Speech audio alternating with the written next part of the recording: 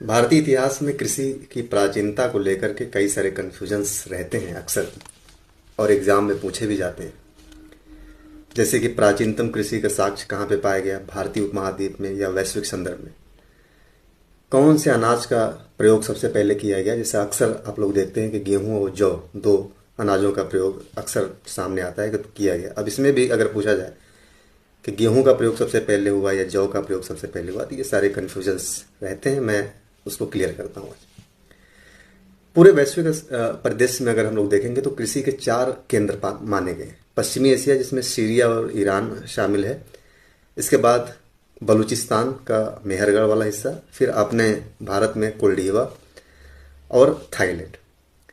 सबसे पहले जो अनाज बोया गया, जो इस्तेमाल किया गया, वो जौ था, जो पश्चिमी एशिया में, वहीं से चल करके आगे बढ़ता है। फिर उसी के आसपास में ही माना जाता है कि गेहूं का भी प्रयोग होने शुरू हो गया, तो उसका भी साक्ष्य मिल जाता है।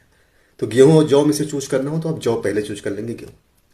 भारत में कृषि के प्राचीनतम साक्ष्य की बात किया जाए या भारतीय उपमहाद्वीप में, तो वो माना जाता है लहुरा देव। हालांकि इससे पहले जो माना जाता था वो मेहरगढ़ माना जाता था, लेकिन अभी कुछ नवीनतम शोधों में यह पाया गया कि लहुरा देव, जो संत कबीर नगर में पड़ता है, वो भारत में सबसे प्राचीनतम कृषि साक्ष्य, जहाँ से चावल के साक्ष्य पाए गए। इसके अलावा कोल्डीवा से गेहूं का साक्ष्य पाया गया। तो इसे आपको ध्यान रखना है।